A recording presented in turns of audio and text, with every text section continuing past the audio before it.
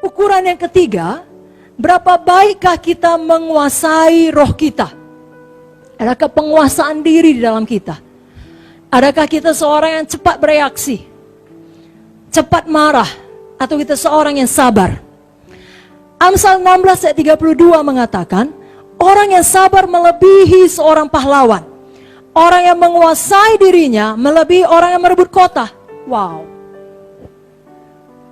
Kita luar biasa berjuang untuk merebut kota kita bagi Tuhan, ya kan? Tapi Amsal berkata, kalau kita menguasai diri, kalau kita sabar, kita lebih daripada orang yang merebut kota.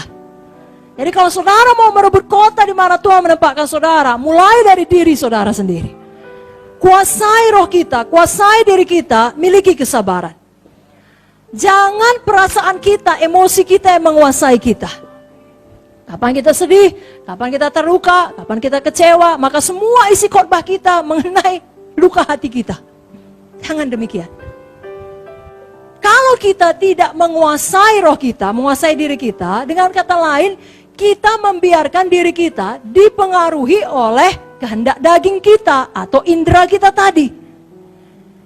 Kita tidak mampu mengatakan tidak pada kehendak daging. Kapan dia mau bertengkar, bertengkar. Kapan dia mau iri hati, itu semua kehendak daging, saudara. Jangan demikian. Kemampuan kita mengatakan tidak kepada dosa, kepada kehendak daging, itu adalah hasil dari kasih karunia yang Tuhan curahkan kepada kita. Yang kita terima tiap-tiap hari. Jadi tiap-tiap hari melalui pilihan kita, kita dilatih.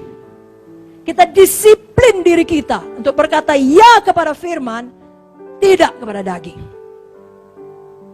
Ya kepada Tuhan, tidak kepada keegoisan. Dan kelak Bapak Ibu Saudara, kita dipanggil Tuhan, coba kita pikir jauh ke depan.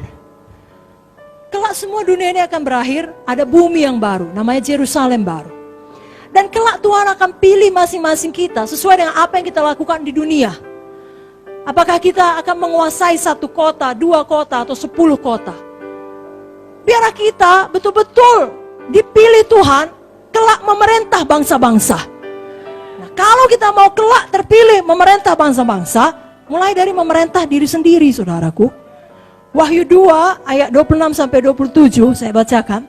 Barang siapa menang dan melakukan pekerjaanku sampai kesudahannya, kepadanya kukaruniakan kuasa atas bangsa-bangsa.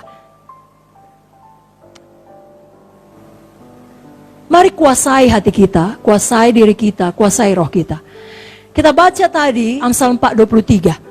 Jagalah hatimu dengan segala kewaspadaan, karena dari situlah terpancar kehidupan. Saudaraku, apa di dalam hati ini berasal dari apa yang kita dengar, apa yang kita lihat, apa yang kita baca, apa yang kita masukkan, itulah yang ada di dalam. Jadi kita katakan tidak kepada semua ikatan dosa, kepada semua kehendak daging. Katakan tidak kepada kemarahan, kepada dendam, kepada sakit hati. Kita adalah orang-orang yang dipenuhi dengan Zoe.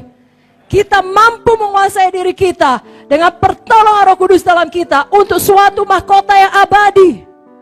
Saudara bukan untuk mahkota yang fana, tapi untuk mahkota yang abadi, mahkota yang kekal, yang tidak dapat dirusak ngengat, tidak dapat dirusak karat.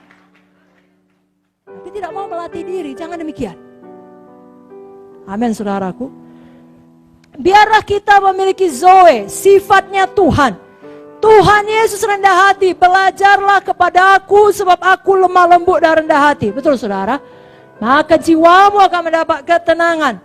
Dan Tuhan menentang orang sombong. Saya tidak mau ditentang Tuhan. Saudara pun tidak ada yang mau ditentang Tuhan. Kita mau kehidupan Tuhan nyata bagi kita. Kita mau Tuhan di pihak kita. Maka siapakah yang dapat menjadi lawan kita? Kalau mau katakan amin, katakan amin lebih kuat lagi. Nah, orang yang rendah hati dapat diajari, saudaraku. Dapat dinasehati. Kalau istilah Amsal, dapat dikecam. Mari kita buka Amsal 9 ayat 8-9. 1, 2, 3, ya. Janganlah mengecam seorang pencemooh supaya engkau jangan dibencinya. Kecamlah orang bijak, maka engkau akan dikasihinya. Berilah orang bijak nasihat, maka ia akan bertambah lebih bijak. Ajarilah orang benar, maka pengetahuan akan bertambah. Saudaralah orang benar. Saudaralah orang bijak. Nah saudaraku, saya berdoa mengenai kesombongan ini, nampaklah perubahan dalam hidup kita masing-masing. Dalam hidup saya, dalam hidup saudara. Ya, kerendahan hati Tuhan menjadi milik kita. Saya teringat satu ayat, Roma 12 ayat 2. Semua kita tahu ayat ini saudara. Biar saya bacakan.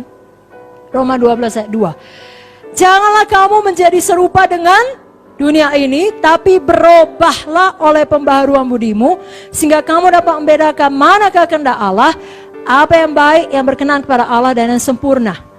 Saudaraku, kata berubah, kata aslinya, bahasa Latin, Greek wordnya adalah metamorfosa. Dari situ datang kata metamorfosis. Jadi ulat itu nggak ada cantiknya. Betul saudara? Tidak ada yang spesial. Tetapi di dalam dirinya telah Tuhan taruh. Ya, udah dipredestin Tuhan, predestinasi. Jadi sudah ditentukan Tuhan. Pada waktunya, kepompongnya akan pecah, sayapnya akan keluar, dan dia bermetamorfosis, berubah menjadi kupu-kupu yang cantik. Dalam diri saudara sudah ada predestin, sudah ditaruh Tuhan, DNA-nya Tuhan, kerendah hatian. Hatinya Tuhan yang selalu rendah hati. Kalaupun hari ini saya masih ulat, saudara masih ulat, tapi tolonglah sama-sama kita bertumbuh, keluar kita dari kepompong kita, tahun depan jadi kupu-kupu cantik kita semuanya.